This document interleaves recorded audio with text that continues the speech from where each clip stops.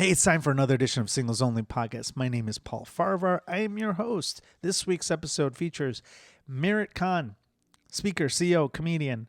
We did this by Zoom, so you can check this out on my YouTube page, youtube.com/Paul F Comedy, if you want to watch the discussion. Very fun episode. We went all over the place on this one. It's really funny, and we covered a lot of cool shit that normally we don't cover.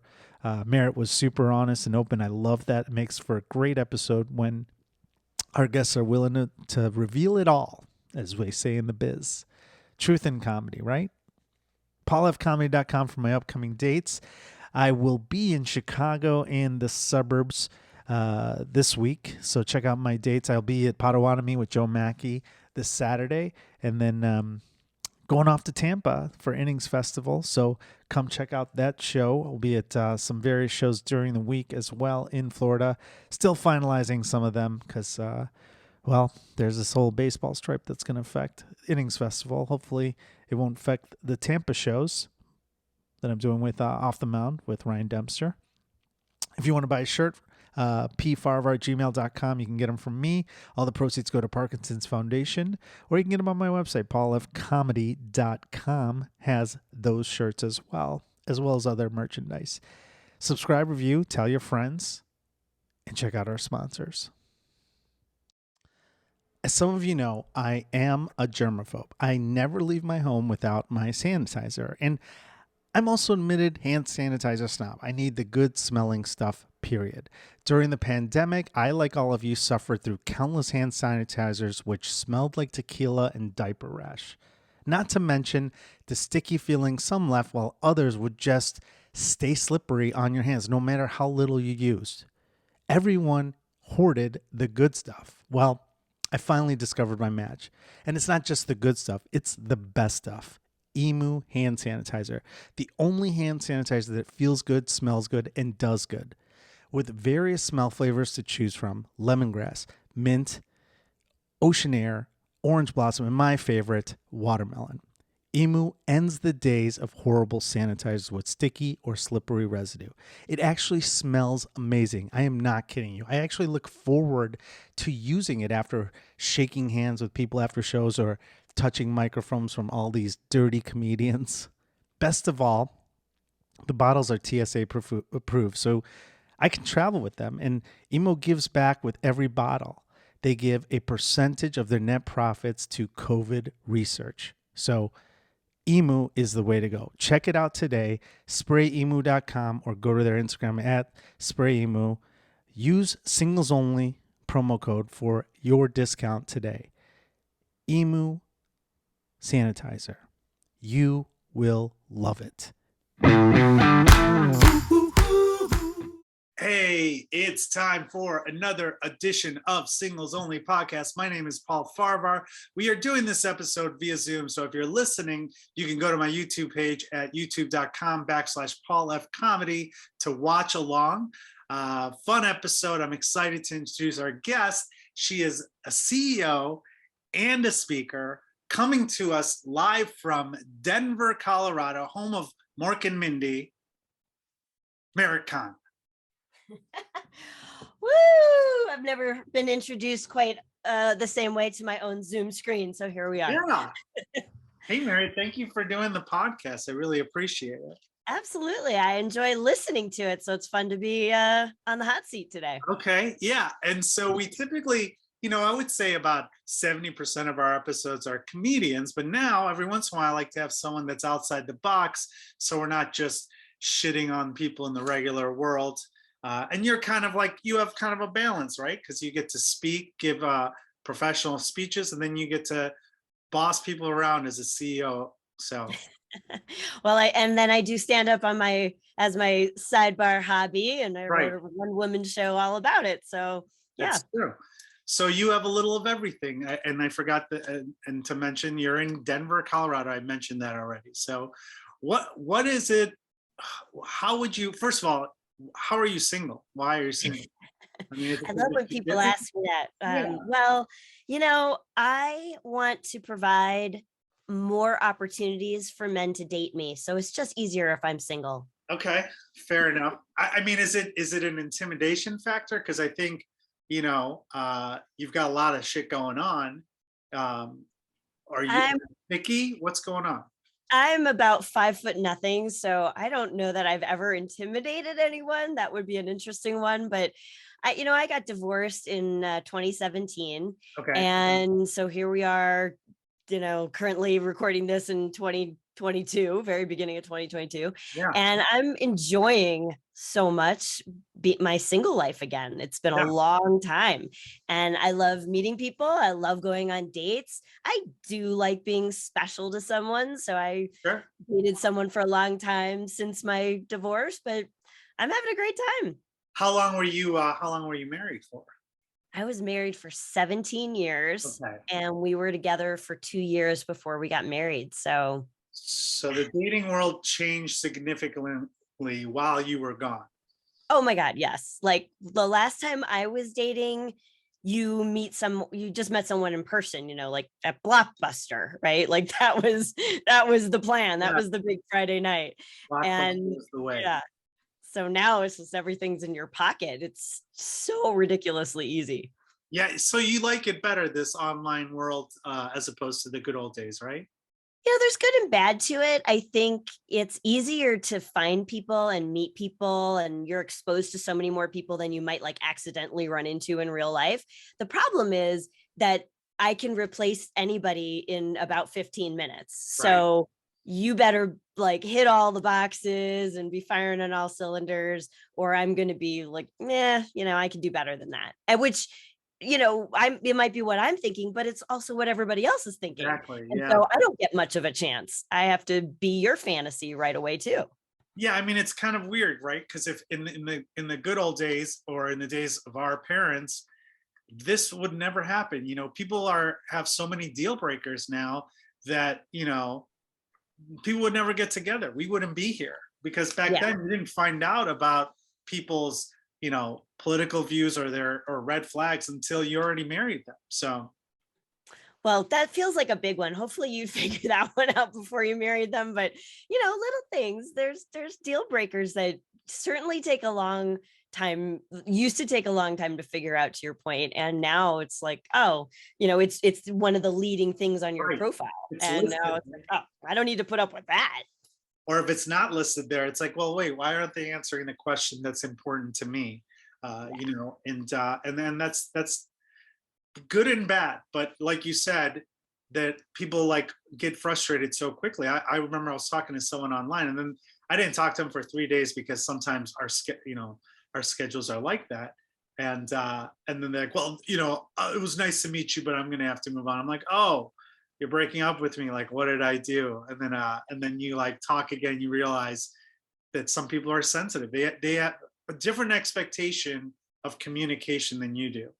And Right.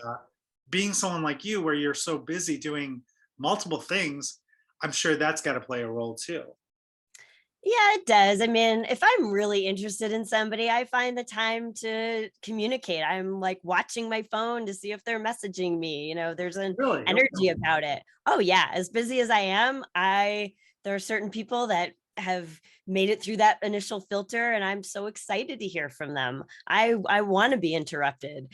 And I know when I don't feel that about somebody right initially, then that's the signal to me. So, I just pay attention to the energy of it. Okay. So you said that after you got divorced in 2017, you did have a relationship that lasted how long? About a year and a half. Okay. So I figured the first year out of divorce, I legitimately needed to learn how to date again, right? Because Sure. I would go on these dates and I would look at a guy like I wanted to have his babies. But Right. out of my mouth, I'd be like, oh, yeah, I totally want something casual. And it was confusing to men, like, because my actions did not match my words. And once I figured out that, how like some girls have resting bitch face. I have resting, I want to have your baby's face. I Okay. just be What does like, that look like? Oh, there it is. Okay. Sure. and super confusing. So I had to learn how to date. I had to actually warn men, like, don't worry, I'm gonna look at you like I am in deep, passionate love with you, and we just met, but it's just kind of my thing. It's just what happens to my face when I'm interested in somebody. Don't worry about it. Right. I'll calm down. It just means that I'm really present. I'm really excited to be with you, and I'm really excited to learn more about you. And I'm just a very enthusiastic person. Sure. And that still scared men. I think that still scares men. But my first year out of divorce, I dated impossibly young men, like totally inappropriate for me, just because I figured I wanted to like go through them like they were my practice guys. Yeah. And I didn't know what I was doing. And so that was good for me.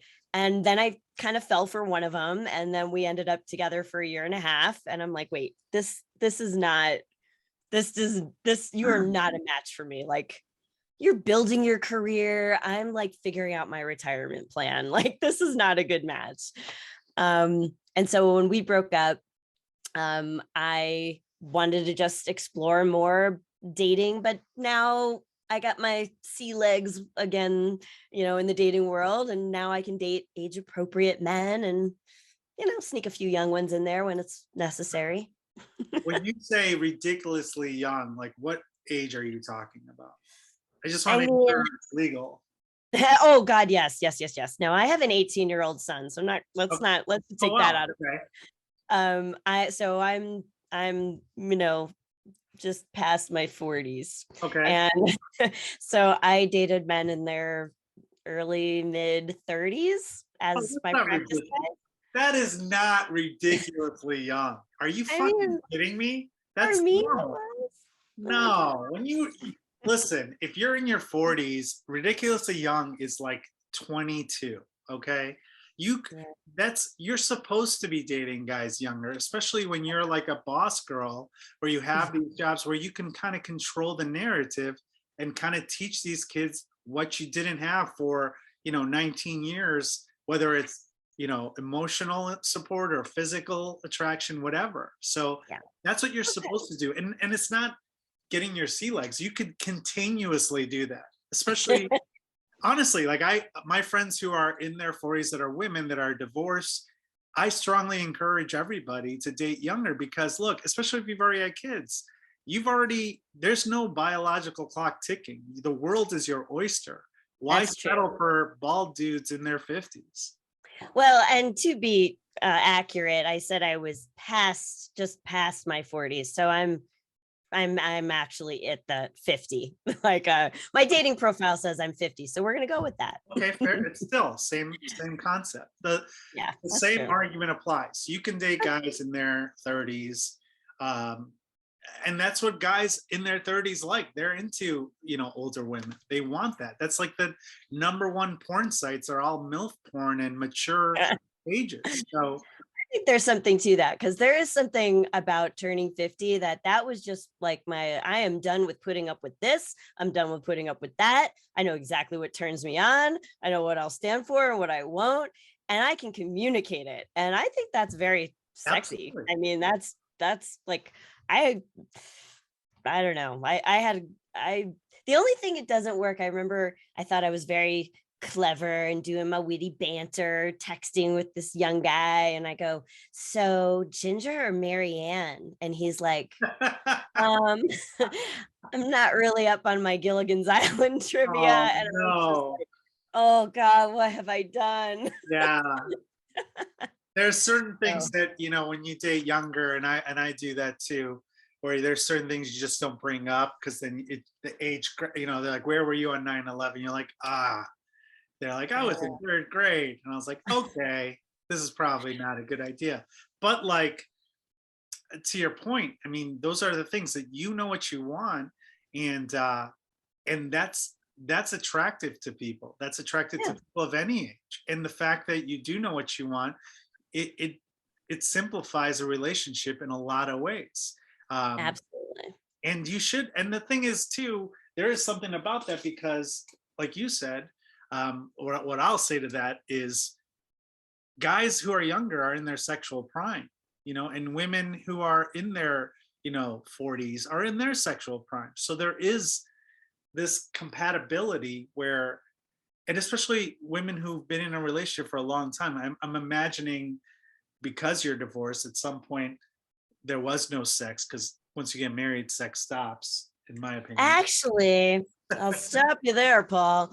I would say that's the only thing my ex-husband and Oh, I did okay. well. Like Okay.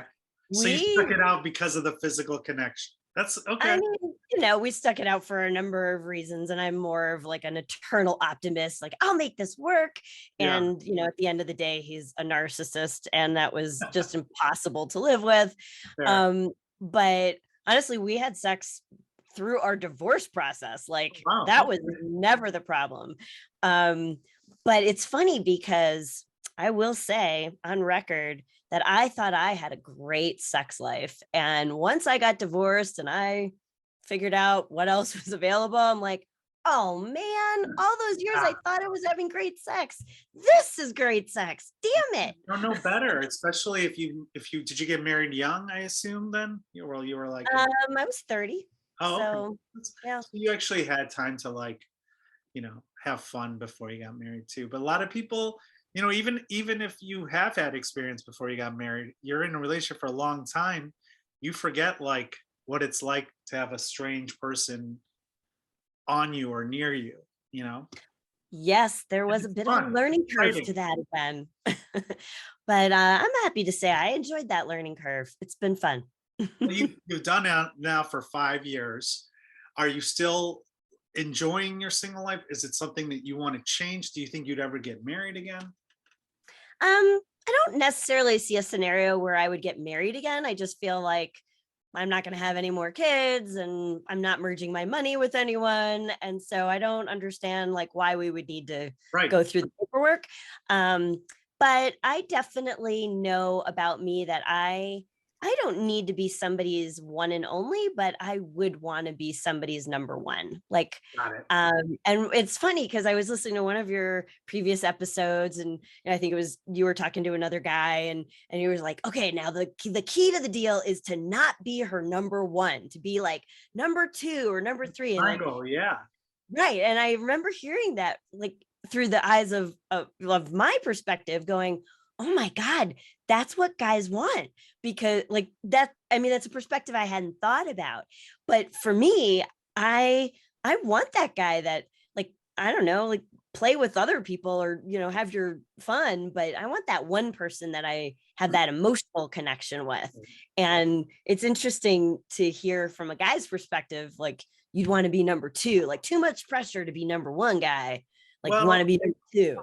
not necessarily another number one doesn't necessarily another person. Sometimes number one is a career. Like for Kid or comedians, comedy is our mistress, right? Because it takes up all our time, it takes up all our energy, physically and mentally. So I like when, for me at least, I don't know which episode you're talking about, and there were some polyamory guests we've had, but for me, I like when a woman has a child or a career because I'm not the priority. If I cancel on them, it's like a relief in a way because, like, oh, I can catch up on my time with my son or whatever. So that is one aspect of it. The other aspect of it is, like you said, um, some people want to be the number one in a relationship, but they don't mind that there's other, guys or girls going on in the relationship. And I think Mhm. that's something that you're seeing more and more often now. It's more accepted now that people realize that traditional marriage, is an outdated institution. Well, you know what I've come to realize. So first of all, I don't really base a successful relationship on a time frame anymore, because if that was the only basis of what a successful relationship was, then in that scenario I would have had a successful marriage, right? Like we were together for 20 years. Like that's a long time, yay for us.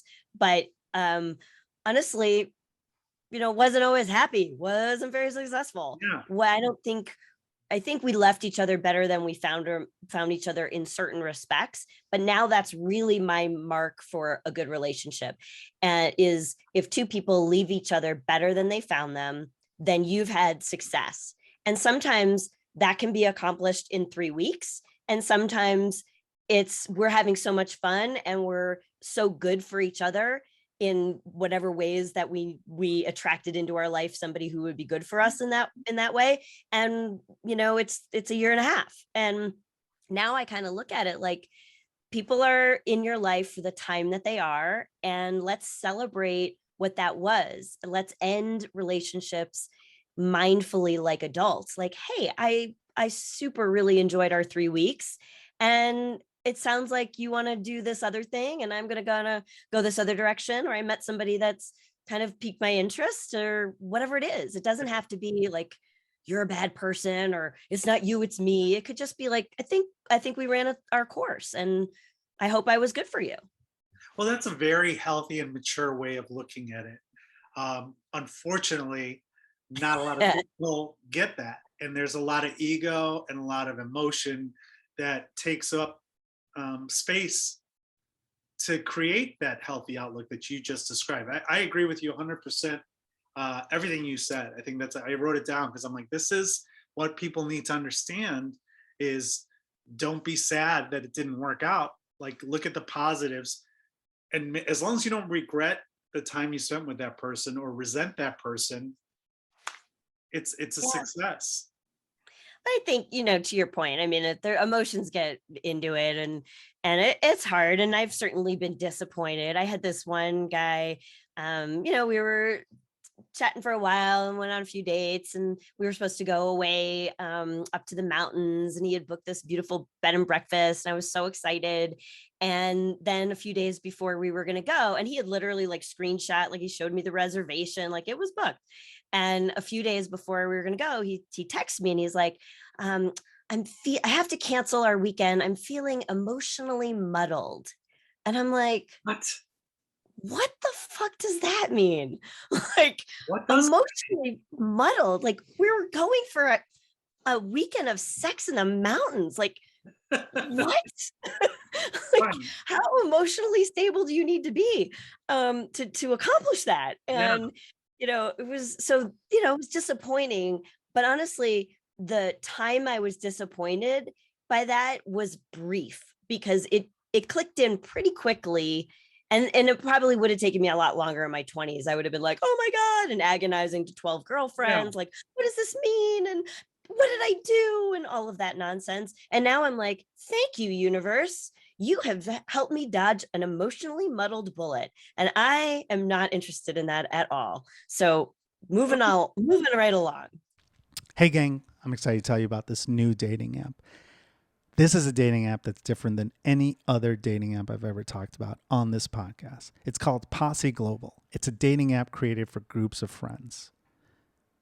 See, back in the day, you would go to bars with your friends and you'd meet a group of other friends, and magic would ensue for one or two of you. Or even before that, I was in a fraternity. We'd go out to sorority mixers, and the groups would meet up, and one or two people would have magic nights or magic lives. That's just how it worked. Well, guess what? That's what this app does. It creates all that magic and more. It helps create plans easier for you and your friends to connect with others, not only locally, but globally. Here's how it works. First, you create an individual profile. You guys have known how to do this on all the other dating apps. There's no difference. The difference comes when you create a posse profile. Yep, that's right. You create a posse profile. It could be a posse of you and your college friends. It could be a posse of you and your colleagues at work or your high school friends. You can be in as many posses as you want. You create these posses. It can be you and 3 people or you and 30 people. Then you see the feed. You see other posses you might want to hang out with. The other features that are so cool are destination features and the beacon feature and the group messaging feature. I don't have time to go into details about this, but I can tell you a little about it. Say you're going to the Indy 500 with you and your friends or you and your posse, and you see, hey, there's another group called Fighting Illini 69 that's going there too. They sound like fun. You can make plans with them to meet up there with them at the Indy 500. Or you can use the beacon feature when you're there if you're not hanging out or not feeling that Fighting Illini 69, and see what other groups are there, because the beacon feature shows you the interactive map that allows you to see who else is in your area or other destinations that you may be going to, and you can group message them to decide if you're going to meet them. Look, There's so many cool things that I just don't have time to tell you about in this small, short commercial. What I can tell you is download Posse Global, show me that you did, create a profile, create an individual profile and a Posse profile, email it to me, and I'll make sure you get some awesome Posse swag while supplies last. Trust me when I tell you this app is the future. Posse Global, download it today. You are welcome. I mean, I'm glad that you processed it and were able to make a positive out of it. But what the fuck did you ever find out what he meant, or you just were like, onward? I was like, delete, block. Man, who says emotionally muddled?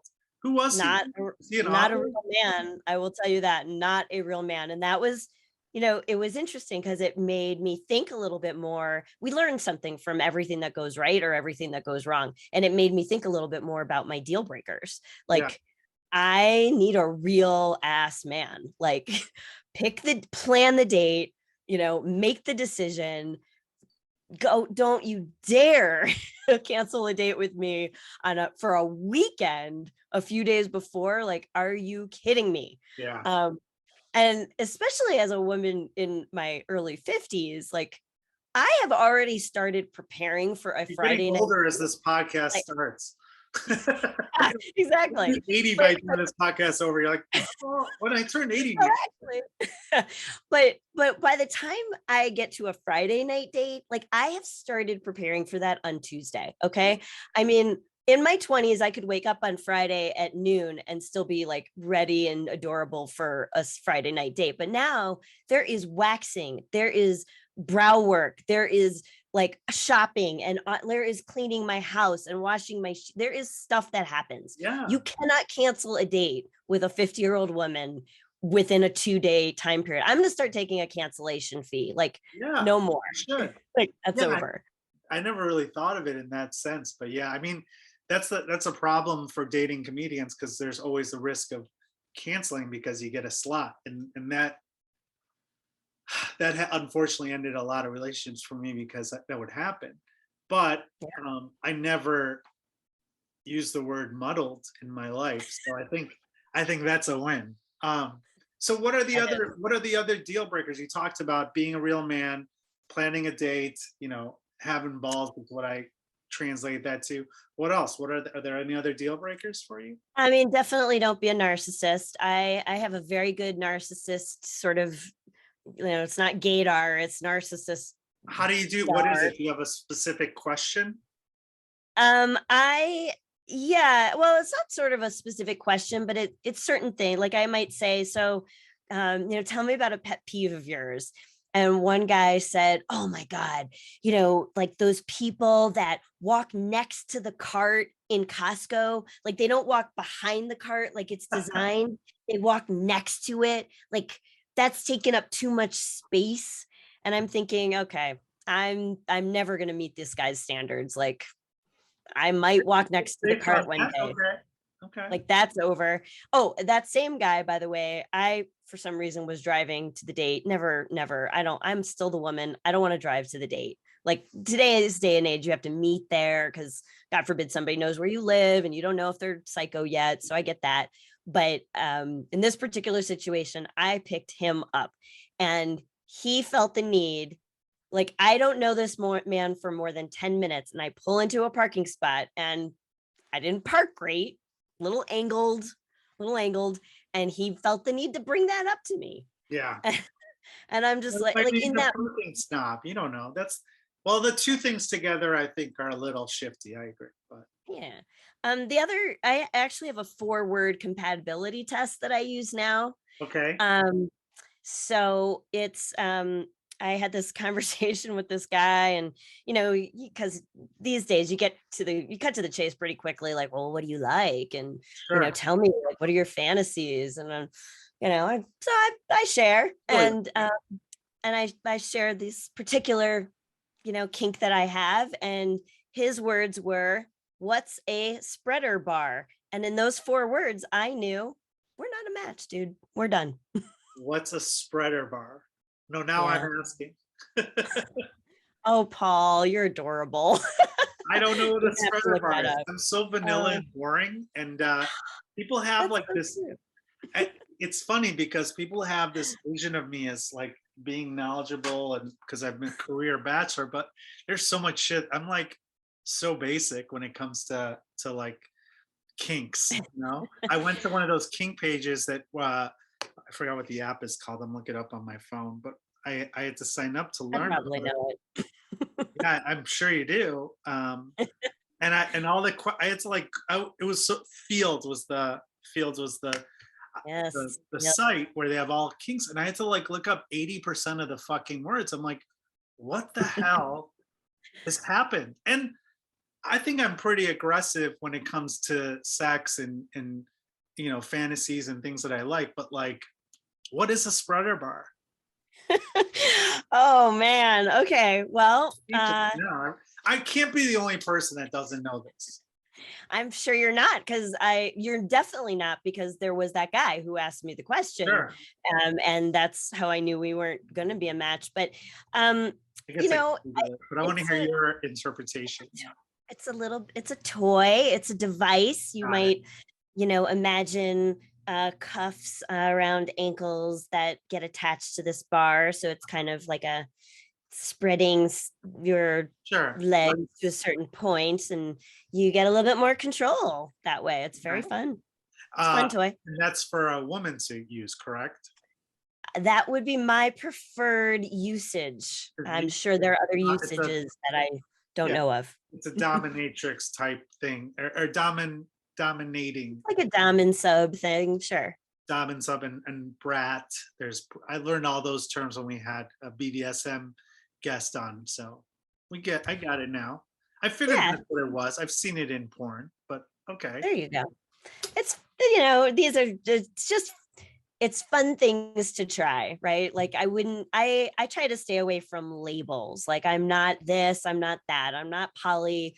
Right now I'm dating. So technically, well, what is poly? Like that's lots of relationships, multiple relationships with multiple people, right? Well, isn't that dating kind of in a way? Like that's what I think it's kind of fun. We've talked about this on the podcast so much with poly guests, and a lot of the younger people call it polyamory and up, but like it's just called dating, and like you're not serious with one person right now. But there's a communication requirement at certain levels for safety purposes. I think COVID made that pretty clear. But on the other end, like what's the problem? Unless you're like ready to be committed to one person, there's really no reason to define anything. You don't have to put labels on shit unless the other person wants it. I think once you put a label on something, then you feel like you have to be that thing. You have to identify with all of the aspects of that label. Whereas, you can just try something. You can try incorporating a fun toy that might be a BDSM toy, but you can have fun with it one night and not be like, okay, well, now I'm a dom, now I'm a sub. Like, just have fun. That's the whole point. Is that something that do you get a certain joy out of teaching people how to use a spreader bar, or like introducing these younger guys to these things? Or are you like looking for someone that's like, yeah, I got my own spreader bar? What do you like, aluminum or brass? I don't want to, I'm not interested in being anybody's teacher. Like I want you to come to the party with, and it's not like I don't have to have that every single time. It's a flavor. It's like I'm not going to wear the same outfit. If we go out 10 times, you're not going to see me in the same outfit. So it's just something that is a fun flavor, but I don't necessarily want to. Well, okay. So I did have an experience where I was actually shared that story with a very vanilla guy. It was a guy just fresh out of a divorce. And that's probably another one of my deal breakers. For the record, vanilla isn't bad for those people that are shitting on me. I love French vanilla. It's like my favorite flavor also. Okay, go ahead. So this guy, go back to your story. Absolutely. But he was a first year out of divorce. And that's, again, one of my new deal breakers is if you are in that first year out of divorce, you've got a lot of stuff to work on. You're figuring shit out. Like I'm like the advanced. Or divorce or both? You mean I'm separation sorry, what? or divorce or both? I won't even touch are somebody until separated they're for- divorced. Okay, gotcha. Yeah, like ink has to be dried for a full year, and Oh, then wow, you can okay. then we can talk. But but he was super cute. He was, really trying to impress me, and I just thought he was adorable. And I was like, all right, and we'll go out before you're in your past your first year mark. And so we had the spreader bar conversation, and so he went out and he bought some things for us to play with, which I thought was so adorable. And now the problem was that apparently, so he didn't read. I don't know if there's instructions that come with it, or like watch a video, or like, jump on YouTube, see what's going on with this. But so when he took it out of the Ziploc bag, like all the cuffs and the things, and that should have been my first clue, like, oh, this isn't going to go well. Like, he does not know what he's doing. And so he put my ankles in the cuffs. But there wasn't a bar with it. He was excited. He bought the cuffs, Oh, and they no. weren't like attached to anything. Right. And so I'm That's just the like, point. Yeah. these are like socks. Yeah. Like, They're like that's not how for this your legs. Yeah. it's not how this works. And Aw. I was actually I was too embarrassed for him to say anything. Well, let me ask you a question. Why would you, if someone was separated for, let's just hypothetically say 3 years, but then they got divorced, why would you need to wait an additional year? Is there something else that you've experienced, or is it just? I mean, it I can't be. don't know. I guess maybe I think about that situationally, but I feel like there's something very final to divorce versus separated. Like, if you're separated for 3 years, like, what's going on there? There's just something that's unfinished. Gotcha. And I want a fresh slate. Like, I know, like, everybody has their stuff they're still working on, and I do too. I'm not immune to that, but I know what my stuff is. I've done some work. I know I have my codependency thing that was what kept me in a relationship with a narcissist for 20 years, and I can see where it shows up. It showed up recently with a guy I super really liked, and I totally blew it. Oh my God, this was an epic fail. Okay. But then it triggered, and like, I recognized it. And what I do, that's where I get all my great comedy, is like, I look at the things in my own life, right? This is a lot of where comedians get their material, is stuff that didn't go well. It's frustrating. It's upsetting. And then we find a way to turn that into comedy. And it used to take me a really long time, right? Because what is it that, the phrase is, tragedy plus time equals comedy. Well, my point is, no one said it had to take a long time to get to the Right. comedy part. So let's try to get there as soon as possible. Sure. What did you do to screw that up? How did it rear its head? Oh God. All right. So there's this great guy. We have a magical 3 weeks. I am falling for this guy like I haven't fallen for anybody ever. Like, well, not ever, but like, it's been a really long time. Really like this guy. He checked all the boxes. Gorgeous. He's successful. I really had a lot of respect for what he'd accomplished. He had like season tickets, great tickets to the Nuggets games. Like, I'm a big basketball fan. Like, boxes checked, Mountain House. Like, Wow. we went out to great dinners, but mostly it was the banter. It was great. And like, he didn't take himself too seriously. He had all my same kinks. Like, I was all in on this guy. So after 3 weeks of every day, there was some communication. We texted, we talked, we were together, something, for 3 solid weeks. And we were literally planning a weekend away. And it was going to be like, well, is it this weekend or that weekend? And then he wasn't feeling well. So this is happening on text. And on a Saturday, text me, or I was like, how are you feeling? And he's like, oh, I'm not feeling that great. And I'm like, well, it's been going on a while, maybe urgent care. Like, I'm worried about you. And so he goes and he gets checked out, and then I don't hear from him. Sunday, he doesn't return my text. Sunday, Monday, all day, right? So it's been like a while, and it's out of character. So, oh my God, I can't believe I'm saying this on your podcast, Paul. Cheers. I cannot believe I'm about to say this. What'd you do? So I called the police department to do a well visit. Wellness check. Okay, that's not crazy. I thought it was sweet. I wouldn't have done that. It was like the week of Thanksgiving. I knew no one was expecting him at work. It was totally out of character. That's not crazy And at all. it's a little crazy for someone you've only known for 3 weeks. It is a little Didn't crazy. hear for them for 3 days. You guys were talking every day before that? Yes. Yeah, I don't think so, but okay. And I trust. So to me, it was like, I trust what we have so much that something has got to be wrong. And I would have gone over there myself, but he's an hour away, da da da. You know, I couldn't get in. It's apartment building. I couldn't get in there. So I just figured I'd have somebody knock on the door. Anyway, he calls me that like an hour and a half after I had done that. So we were 90 minutes away from this never being an issue. And I told him, I was like, oh my God, I'm so glad to hear from you. I was so worried about you. What happened? He's like, well, actually, I was in the hospital. So turns out I was right. So you were Like, right. Yeah. if he's telling me the truth, then I was right. And something was legitimately wrong. And my instincts were good.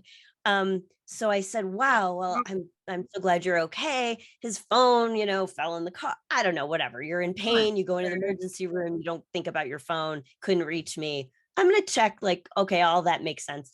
But then I said, I was so worried. I called the police to make sure you're okay. And he's like, you did what? And that was the end of it. Never heard from him again. Now, to my credit, I recognize that I fucked up and I shouldn't have done that. And wait a minute. Time out. I do not. And listen, I am all against drama in a relationship, but that's not a fuck. I don't think that's a fuck up. I think it's just like, especially with the holidays, like you don't know his life. I mean, did he have other? I don't know. I don't know a lot about it, but did you at least message him saying, "Hey, I'm okay. Are you okay? Everything okay?" Before yes, you did of course I did. Then And, no, yes, this yes. is wrong at all. Well, he didn't hear it that way, but then I went to comedy, right? Then I went to comedy, and then my next text, because he didn't text me back, and then I said, look, the entire Boulder Police Department is laughing their asses off at me. Like, can't we laugh about this too? Like, isn't this something we should look back on and be like, hey, remember when you called the Boulder Police Department? Like, ha ha ha! Like, that should be like stuff a couple talks about. I don't know. Yeah, based on what you told me, I don't think that's insane. I really don't. And I'm someone that like spots insanity and hates drama more than anybody. So I don't know. Maybe that was his exit out. Who knows? Maybe there was something else. But let me ask you this before we get out of here. I know we're over time a little bit, but I had a question. These kinks that you've learned about yourself and discovered through your personal growth, did you find those when you were in your marriage, or was that something you discovered on your own? I think I probably always had the certain thoughts kinks about that it. Yeah. Well, when did you really probably like dipped the very toenail in during my marriage, but nothing like what is available now. But I think what happened, and I don't, it's nothing against my ex. It's more that I started to get comfortable in my own skin with my own communication, and it was my own growth that allowed me to explore a little bit more. And I think that's what makes it sexy, and that's what makes it fun. It's my own growth that led to, let's try some fun different things. Right. And there's no judgment about it in terms of blaming I wasn't going there. I was saying how great it is that you through your own growth, being alone, being single, was able to find the physical things that you needed in a relationship to keep you happy. Now, how much of that is important in the relationship? It sounds like since your marriage, the physical connection is a big part of your dating life, right? I mean, that's always been important to me. I've always been a physical touch person. I think sexual chemistry is incredibly important in a relationship. I'm not looking for like a pal to like sit on the couch with. Like, I can do that by myself. but it's not the be all and end all. I want somebody that's, a good communicator, you can challenge. I like to be spontaneous. I like to mess with people out there in the world. I like to, I like banter. I like, intelligent conversation. I like personal and professional growth. Like, you've got to be up to something. And I want to be able to respect my man. Like, and that doesn't happen just about like respecting them in the bedroom. Like, I want to give a man my full respect because of who he is in the world. I want a man who's up to big things in the world, whether that's making people laugh or a cause that it's important to him, or his job that, gets him excited. But I want a man who loves his life. Like, he's inspired by what he's accomplished and who he is. And he's grounded. I just think that is super sexy. Well, that's great. Well, we have some calls now from people that want to chime in on your day. Possible. No, I'm just kidding. We're out of time, Merit. I want to have you back on in a few years and see, or soon, maybe even sooner, to just see what's evolved, because it sounds like you've got this growth pattern that's continuing, and it's so cool to see that happen. Almost like in the second chapter of life for us. So I'm really excited, and I'm glad I had you on the podcast. Where can people find out more about you, or DM you if they think that they can be this person that you just described? We'll get some creepy DMs. I'm going to warn you ahead. Let's see. So it's meritkahn.com, meritkahn.com.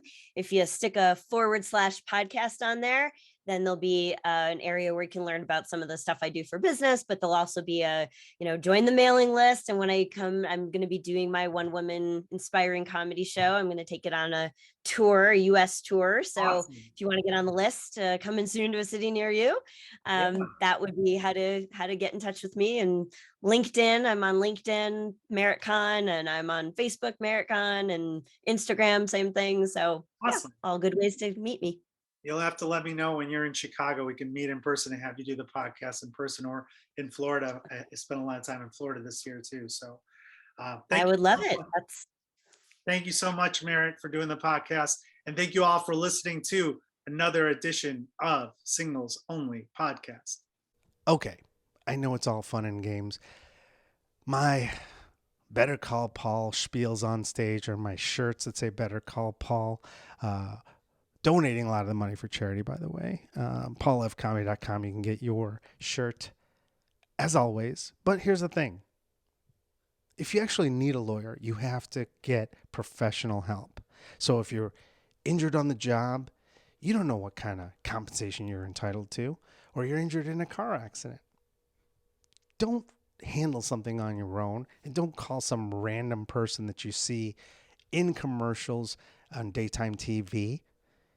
Call someone that really knows what they're doing. Someone that's helped workers who were injured for over 20 years in Chicago and beyond. My good friend, attorney Scott Shapiro. He is your man. Give him a call. Here's the thing. He also handles entertainment law, whether you're a comedian, a musician, a podcaster, a wrestler, an actor, anything. He's handled all these things for 20 years here in Chicago. He is your guy. Give him a call, 312-627-1650, or email him at scott@scottshapirolegal.com. All consultations initially free of charge. Your first consultation is free. You have nothing to lose. Don't take any chances. Call my friend Scott Shapiro, 312-627-1650, scott@scottshapirolegal.com. Tell him I sent you. You're welcome.